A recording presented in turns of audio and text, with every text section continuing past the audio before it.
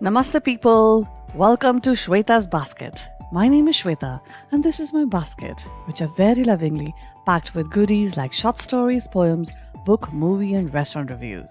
All absolutely fresh and original. For reviews, you can head over to my website, and as for stories and poems, well, stick around. So, as promised, we at Shweta's Basket have brought you orange and lemon stories and poems this month. Today is our last story in the #Unlove series that we have done in February. This, as you know, was our attempt to balance out all the sweet and chocolatey poems and stories that you may have read or heard during the Valentine month. So our first story in that series was The Man with a Plan by Sarveswari Sai Krishna, and it had her protagonist, Kanagu, desperate to get married, while his mom was equally desperate to get some dowry. To find out what happened to him, and if he had his happily ever after, please listen to episode number 21. And then we had the story titled Too Troublesome by yours truly, in which the protagonist was a bit confused about who she should choose, Karan or Param. So please listen to episode number 23 to find out who she finally chose. And in that series, our third story was the story of Kalswig, written by Sonal Singh. Love, as we know, can never be forced, for when it is, it does not end well. So, what happened to the men of Kalswig? To find out, listen to the episode 25. And people, that brings us to the last story in this #Unlove series that we are doing. Now we all know, love comes in all shapes, sizes, forms and ages. And so does heartbreak. Here is my story titled Yellow versus Green. Dhruv's eyes kept straying to the big wall clock. He had just about learned to tell that a clock had two hands. When those hands came together, his Pallavi Didi came to spend the day with him, and Daddy left for office. And Pallavi Didi stayed till Mommy came home from work. He heard his daddy talking on the phone. He sounded angry. Once he finished his call, he walked up to Dhruv. "Hey, buddy," Daddy said as he crouched in front of him, where he sat coloring the giant paint book his mommy had brought. A fat yellow crayon was held securely between his pudgy fingers. Didi liked yellow flowers. "I have to leave for a very important meeting," said Daddy. "Pallavi Didi will be here soon." Hearing her name, Dhruv smiled. "You know she will come at 12, right?" Dhruv looked at the clock. "It's just 10 minutes. Don't open the door for anyone. She has a key. Okay? Hey, buddy, did you understand what I just said?" "Don't open door," Dhruv said. He wondered why Daddy didn't understand that he was not a little boy. He was 6 now. "That's my boy," remarked Daddy, smiling, and kissed him on top of his head. "Just keep coloring and don't open the door," he reiterated as he stood up and walked to the door. Daddy opened the door and looked over his shoulder. Maybe it's better if I switch on the TV," Daddy murmured as he walked back in and picked Dhruv up. "And you can watch your favorite cartoon." "No!" He wailed and kicked. He had to color the flower for Didi. "Come on, buddy," his dad shouted. "I'm already late. Didi will be here any minute. Promise me you won't open the door." Exasperated, Daddy put him down near the drawing book again. Sniffling, he resumed coloring. Daddy hesitated at the door, unsure.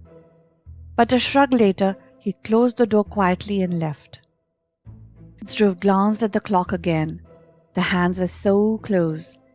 "Didi will be here soon," he thought, and went back to coloring the flower with renewed energy. Then the clock struck 12. He glanced at the door, a smile spreading over his cherubic face in anticipation. It didn't open. He stared at it intently, willing Didi to come. Then he gazed at the clock again. The hands were no longer together. They were now the shape of apple pie slices he liked from the nearby bakery. The time had come and gone, but Didi hadn't come. His brow furrowed. Where was Didi, he thought. He got up. Daddy had said not to open the door. So he turned and went to the balcony to look at the path that led up to the porch of the building.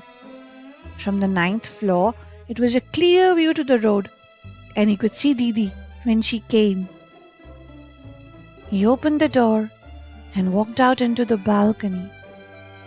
He then went and stood holding the iron railing and peeping through the vertical bars.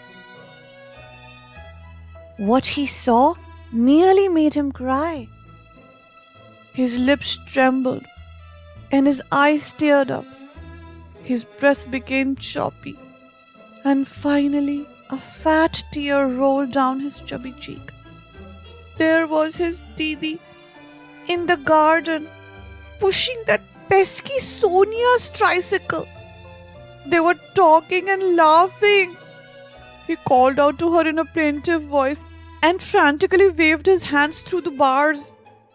Didi looked up, smiled, and waved back at him. Then she moved on. He was utterly heartbroken. He thought of the yellow flower he had painted. Dhruv possibly couldn't know, but perhaps Didi's favorite color was not yellow. Maybe it was green. Some people will do anything for the right amount of green, won't they?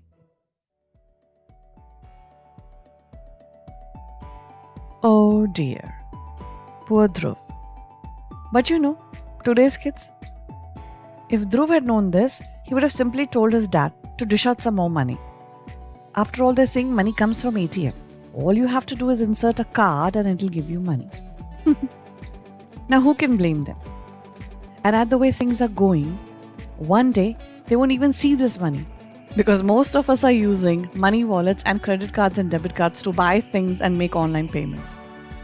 Well, anyway, enough of the money.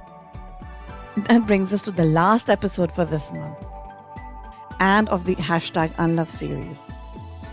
So do write to me and tell me whether you enjoyed this series or not. What was it that you liked? And if you have any suggestions to improve your listening experience. After all, since I enjoy narrating, I want you to enjoy listening. Let me know if there is anything I can improve upon. I would love to hear from you.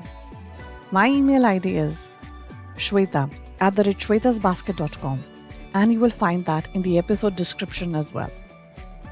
And people, that brings me to the end of this episode.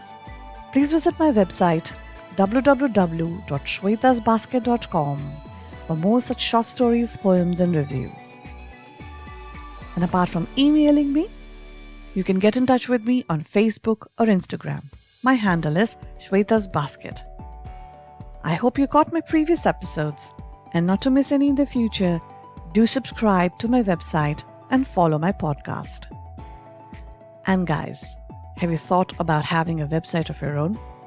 A place that showcases all your talent? A place that is your creative haven? If you have, then listen on. In the meantime, this is your host, Shweta Singh, signing off. Till we meet again on the air. Bye for now.